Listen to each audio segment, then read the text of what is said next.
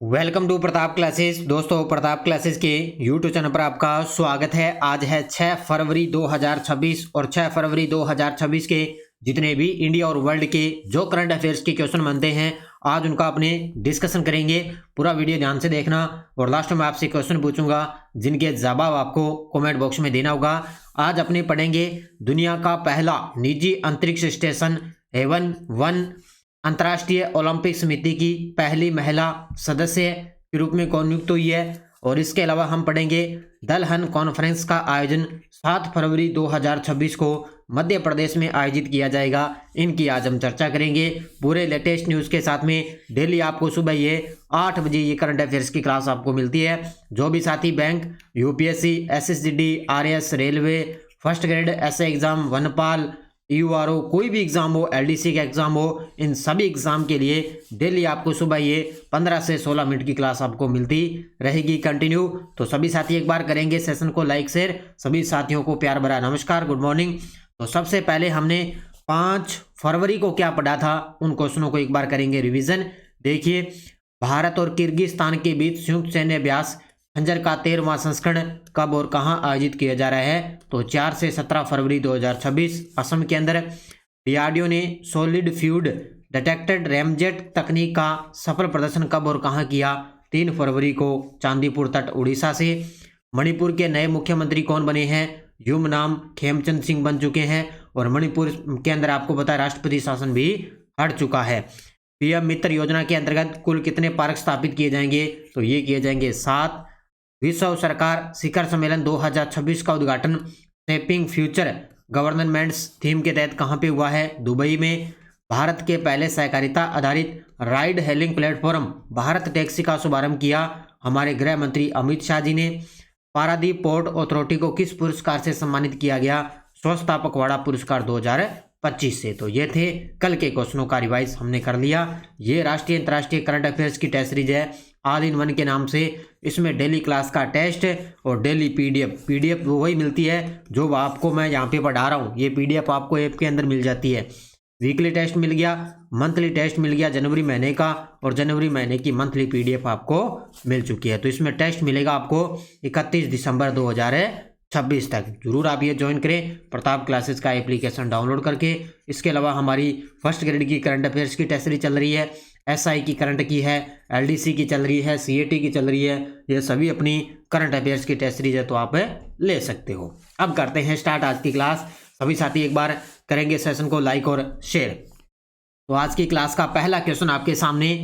दुनिया का पहला निजी अंतरिक्ष स्टेशन हेवन 1 जिसे वास्ट स्पेस द्वारा विकसित किया गया है, ये कब प्रक्षेपित किया जाएगा। ये गजब का प्रश्न है। अभी इसकी तारीख वगैरह है ना वो फिक्स नहीं है। अभी इसकी जो तारीख है वो फिक्स नहीं है, अभी ये प्रस्तावित है।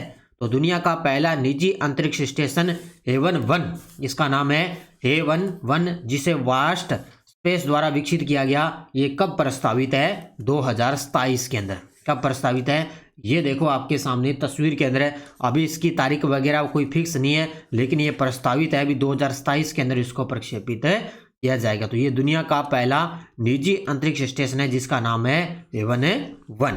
देखो डिटेल। पृथ्वी कक्षा।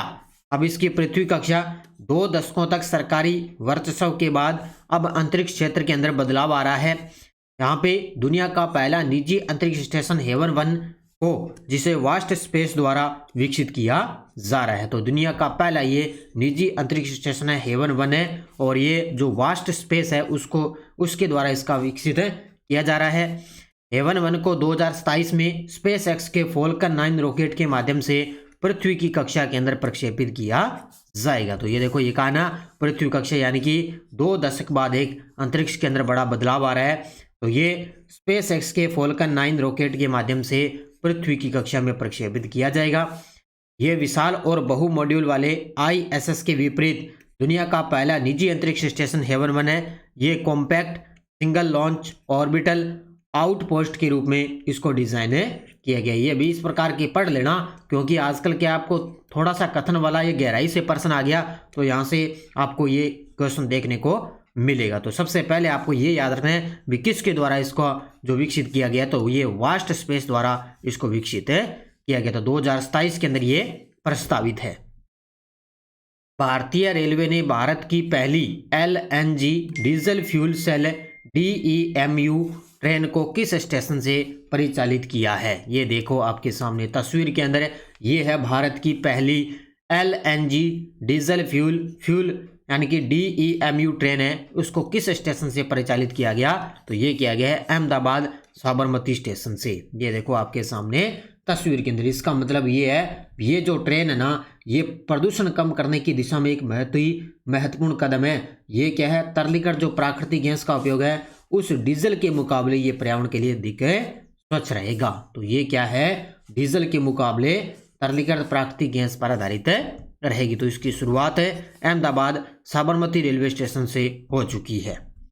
देखो डिटेल, प्रथम LNG diesel dual fuel train है। ये भारत की पहली LNG diesel fuel DEMU train का परिचालन भारतीय रेलवे द्वारा शुरू किया जा चुका है। इस ट्रेन को अहमदाबाद के साबरमती स्टेशन से परिचालित किया गया। यह पहले प्रदूषण कम करने की दिशा में महत्वपूर्ण कदम है और LNG यानी कि तरलीकरण जो प्राकृतिक गैस का उपयोग है वो डीजल के मुकाबले पर्यावरण के लिए अधिक स्वच्छ रहेगा। तो डीजल के मुकाबले पर्यावरण के लिए अच्छे जो है अधिक स्वच्छ रहेगा। किसके लिए? तरलीकरण प्राकृतिक गैस से संबंधित। ठीक है, तो ये कहाँ से हुई है? अहमदाबाद से। नेक्स्ट क्वेश्चन देखो, अंतर्राष्ट्रीय ओलंपिक समिति IOC ने ईरान से अपनी पहली महिला सदस्य के रूप में किसे चुना है? वेरी इंपॉर्टेंट प्रश्न है, गजब का प्रश्न है। ये देखो आपके सामने तस्वीर के अंदर। तो अंतर्राष्ट्रीय ओलंपिक समिति ने ईरान से अपनी पहली महिला सदस्य के रूप में चुना है और उनका नाम है सोरिया अगाही हाजी आगाह। अब देखो नाम भी इस प्रकार है, क्या करें, पढ़ने पड़ेंगे। तो सोरिया अगाही हाजी आगाह, ठीक है। तो ये ईरान से अपनी पहली महिला सदस्य के रूप में इनको चुना है। ये गजब का प्रश्न है, RPSC का सबसे फेवरेट प्रश्न है ये। तो पहली महिला सदस्य का चुनाव ईरान से अंतर्राष्ट्रीय ओलंपिक समिति की पहली महिला सदस्य के रूप में सोरिया अगाही हाजी आगाह का चुनाव किया गया है। यह चुनाव 4 फरवरी 2026 को इटली के मिलान में आयोजित हुआ 145वां अंतर्राष्ट्रीय ओलंपिक समिति सत्र के दौरान हुआ है। तो अभी 4 फरवरी को इटली के मिलान में 145वां अंतर्राष्ट्रीय ओलंपिक समिति का सत्र हुआ है, जहां पे इनका चुनाव हुआ। ये बैडमिंटन की खिलाड़ी है सोरिया अगाही हाजी आगाह, एक प्रसिद्ध ईरानी बैडमिंटन की खिलाड़ी है। और इस चुनाव के साथ ही ये सोरिया अगाही हाजी आगाह ये अंतर्राष्ट्रीय ओलंपिक समिति की वर्तमान सबसे कम उम्र की सदस्य बन चुकी है। तो सबसे कम उम्र की ये सदस्य बन चुकी है, तो इनको हाल ही में इसका सदस्य चुना गया। INS सुदर्शनी किस देश के बंदरगाह पर 2 फरवरी 2026 को पहुंचा है? ये काफ़ी बार इस प्रकार का प्रश्न भी आपको देखने को मिलेगा, क्योंकि इस प्रकार की चर्चा में होते हैं। तो INS सुदर्शनी ये देखो आपके सामने तस्वीर में, तो ये 2 फरवरी को 2026 कहाँ पे पहुंच चुका है? ओमान के अंदर पहुंचा है। ये चला था, आपको मैं बता देता हूँ, ये चला था 20 जनवरी को अपने जो कोच्चि है ना केरल के अंदर, वहाँ से ये चला था। और अभी ये 2 फरवरी को ओमान पर है, ओमान देश के अंदर पहुँच चुका है। देखो INS सुदर्शन भारतीय नौसेना का जलयान प्रशिक्षण पोत है।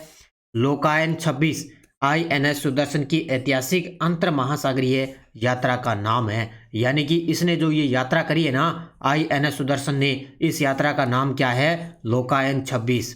यह यात्रा 20 जनवरी 2026 को कोच्चि भारत से स्टार्ट हुई थी और सलालाह ओमान के अंदर 2 फरवरी 2026 को इस पोत का पहला अंतर्राष्ट्रीय पोत कॉल हो चुका है, यानी कि वहाँ पे पहुँच चुका है। INS सुदर्शन की यह यात्रा 10 महीने की तैनाती का हिस्सा माना गया है। तो 10 महीने की तैनाती का हिस्सा माना गया है और ये लगातार यहाँ पे यात्रा इसके अंदर करेगा। तो ये इस यात्रा का नाम क्या है? लोकायन 26। अगला देखो, रूस ने अपनी नवीनतम परमाणु चालित पनडुब्बी का नाम क्या रखा है, जिसे परमाणु सक्षम अंडर वाटर ड्रोन पोसाइडन को ले जाने के लिए डिज़ाइन किया गया है? ये देखो आपके सामने। हालांकि वैसे मैंने आपको ये काफ़ी दिन पहले ये क्वेश्चन मैंने आपको करवाया था, उसी से रिलेटेड ये प्रश्न है। तो रूस ने अपनी नवीनतम परमाणु चालित पनडुब्बी का नाम क्या रखा है? तो इसका नाम रखा है खाबारोवस्क। अब देखो नाम देखो इनके, खाबारोवस्क इसका नाम है। तो ये क्या करेगा? ये परमाणु सक्षम अंडर वाटर ड्रोन है पोसाइडन, उसको ले जाने के लिए इसको डिज़ाइन किया गया है। ये देखो आपके सामने इस प्रकार, ये मैंने ये पहले भी आपको इससे प्रश्न करवाया था पोसाइडन के बारे में, क्योंकि ये रूस का है नवीनतम परमाणु चालित पनडुब्बी है ये। ठीक है, देखो नवीनतम परमाणु चालित पनडुब्बी, रूस ने अपनी नवीनतम परमाणु चालित पनडुब्बी खाबारोव्स्का उसको लॉन्च किया है। यह पनडुब्बी पोसाइडन नामक परमाणु सक्षम जो अंडर वाटर ड्रोन है उसको ले जाने के लिए इसको डिजाइन है किया गया, यानी कि पहले से एक लॉन्च की थी ये पोसाइडन नामक है परमाणु सक्षम अंडर वाटर ड्रोन, उसको ले जाने के लिए इसको लॉन्च किया है। पोसाइडन को अंतर्राष्ट्रीय मीडिया में अक्सर ड्यूम्सडे ड्रोन कहा जाता है, जो इसकी विनाशकारी क्षमता को दर्शाता है। इस पनडुब्बी का औपचारिक लॉन्च 1 नवंबर 2025 को सेवमास शिपयार्ड जो रूस का प्रमुख नौसैनिक जहाज निर्माण केंद्र है स्वेदरोस्की से किया गया था। ये आपको याद रखना है भी, इसका जो इस पनडुब्बी का जो औपचारिक जो लॉन्च है वो 1 नवंबर 2025 से हुआ था। ये देखो उस समय मैंने करवाया था, लेकिन अब इसके लिए क्या है, ये पनडुब्बी खाबारोव्स्क है उसको लॉन्च किया है। 7 फरवरी 2026 को मध्य प्रदेश के सीहोर जिले में आयोजित होने वाली दलहन कॉन्फ्रेंस का मुख्य उद्देश्य क्या है। ये देखो आपके सामने, कल है 7 फरवरी और 7 फरवरी को मध्य प्रदेश के अंदर कौन सी दलहन कॉन्फ्रेंस आयोजित होगी, उसका मुख्य उद्देश्य क्या है, दलहन क्षेत्र को सशक्त बनाना। क्या उद्देश्य है, दलहन क्षेत्र को सशक्त बनाना। तो ये बस इतना याद रखना, 7 फरवरी 2026 को मध्य प्रदेश के सीहोर में जिले के अंदर ये आयोजित होगा। इसका उद्देश्य दलहन क्षेत्र को सशक्त बनाना। इसके अंदर केंद्रीय कृषि और किसान कल्याण मंत्रालय भारत सरकार द्वारा ये आयोजन किया जा रहा है, और साथ ही इसमें भारतीय कृषि अनुसंधान परिषद और आईकार्डा का भी सहयोग इसके अंदर रहेगा। ये आपको याद रखना है। और इसके अंदर जो अध्यक्षता करेंगे वो अपने कृषि और केंद्रीय कृषि मंत्री है शिवराज सिंह चौहान, वो इसके अंदर इसकी अध्यक्षता करेंगे। तो कल 7 फरवरी को इसका आयोजन होगा। उद्देश्य बस याद रखना है, दलहन उत्पादन को बढ़ावा देना, दलहन क्षेत्र में शोध और विकास को प्रोत्साहित करना, और किसानों को दलहन की खेती में बेहतर तकनीक का ज्ञान प्रदान करना। नेक्स्ट क्वेश्चन देखो, 5 फरवरी 2026 को रक्षा मंत्री राजनाथ सिंह ने नई दिल्ली के साउथ ब्लॉक से किस स्थान के लिए एक संयुक्त अभियान को हरी झंडी दिखाकर रवाना किया है। ये भी गजब का प्रश्न है। अब ये इस प्रकार का अभियान से रिलेटेड पिछली बार पता नहीं कौन सा एग्जाम हुआ था, उसके अंदर ये प्रश्न आया था। तो रक्षा मंत्री राजनाथ सिंह ने नई दिल्ली से 5 फरवरी को साउथ ब्लॉक से किस स्थान के लिए एक अभियान को शुरुआत किया है, तो किस स्थान के लिए, माउंट एकांकागुआ। ये देखो कल परसों मैंने आपको करवाया था ना, उसने मैं माउंट एकांकागुआ से भी जो कल परसों मैंने एक नाम बताया था, जिन्होंने अरुणाचल प्रदेश की है, वो उन्होंने जो उसकी माउंट इसकी सफलतापूर्वक चढ़ाई की थी। ठीक है, कबक यानो, अरुणाचल प्रदेश की थी ना कबक यानो। ठीक है, तो उन्होंने तो ये माउंट एकांकागुआ से इस स्थान के लिए एक संयुक्त अभियान की शुरुआत इन्होंने कर दी है। अब ये सारी चीजें अच्छे तरीके से पढ़ लेना। श्री राजनाथ सिंह ने 5 फरवरी 2026 को नई दिल्ली के साउथ ब्लॉक से अर्जेंटीना के माउंट एकांकागुआ के लिए एक संयुक्त अभियान को हरी झंडी दिखाकर रवाना कर दिया है। इस पर्वत की कितनी ऊंचाई है, 6961 मीटर की ऊंचाई वाला ये पर्वत है। यह दक्षिण अफ्रीका की सबसे ऊंची चोटी और एशिया के बाहर का सबसे ऊंचा पर्वत है। अब ये जीके में भी आपसे प्रश्न बनेगा। अब देखो ये गजब का प्रश्न है, इसमें संयुक्त अभियान में कौन कौन है। यह अभियान नेहरू पर्वतारोहण संस्थान, उत्तरकाशी और जोहार पर्वतारोहण और शीतकालीन खेल संस्थान पहलगांव द्वारा संचालित किया जा रहा है। ये अगर कथन से प्रश्न आएगा तो ये पूछा जा सकता है आपसे।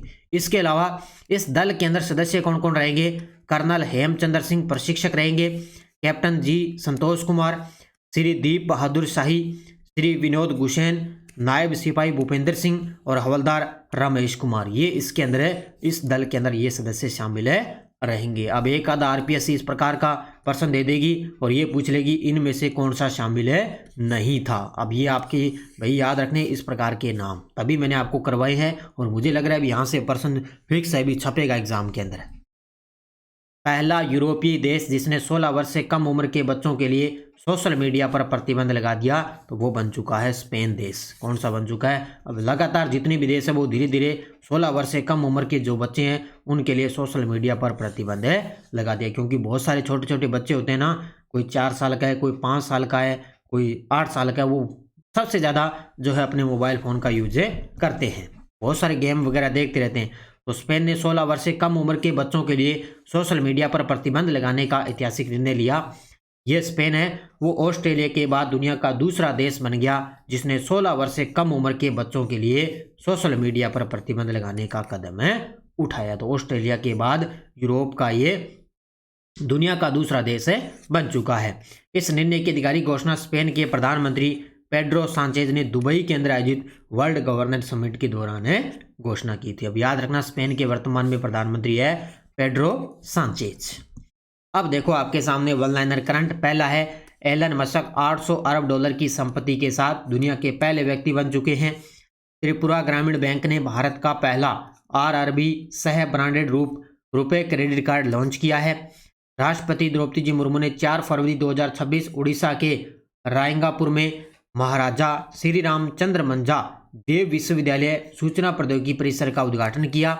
और नेमचा किपगेन ये मणिपुर की पहली महिला उप मुख्यमंत्री बन चुकी है। तो ये देखो आपके सामने मुख्यमंत्री भी बन गए और उप मुख्यमंत्री भी मणिपुर की बन चुकी है। तो ये चारों के चारों अच्छे तरीके से पढ़ लेना। ये टेलीग्राम ग्रुप है, कोई सूचना कोई लिंक कोई नोटिफिकेशन या प्रताप क्लासेस नाम से टेलीग्राम ज्वाइन कर लेना, आप ज्वाइन कर सकते हो। पिछले वीडियो का क्वेश्चन क्या था, 68वें ग्रैमी अवार्ड्स में अपना पहला ग्रैमी पुरस्कार जीता है दलाई लामा ने। बहुत सारे विद्यार्थियों ने बड़े गजब के जवाब दिए, उन सभी को बहुत बहुत शुभकामनाएं। अब देखो क्वेश्चन फॉर यू, क्रेफोर्ड पुरस्कार किस भारतीय मूल के वैज्ञानिक को प्रदान किया गया? CN Rao, Virbhadra Ramanathan, APJ Abdul Kalam, Hargovind Khurana. इसका जवाब देना है कमेंट बॉक्स में।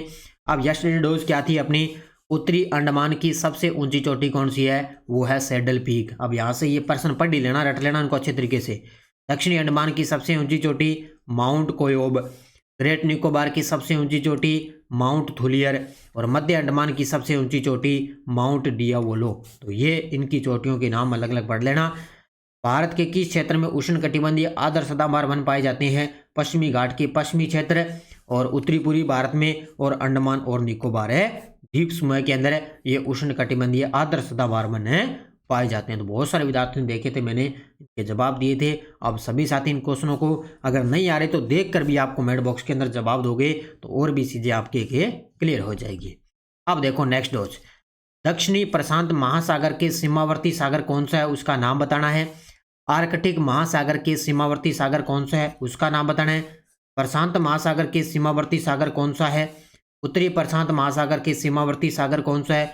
और डोल्ड्रम किन अक्षांशों के मध्य स्थित है? इन पांचों के जवाब आपको कमेंट बॉक्स के अंदर देने। ये पिछली बार सेकंड ग्रेड का एग्जाम हुआ था 2025 के अंदर, उसके अंदर ये प्रश्न आए थे ज्योग्राफी से संबंधित। तो इनको जवाब देना है। ये सभी एग्जाम के लिए गजब के प्रश्न है अच्छे तरीके से।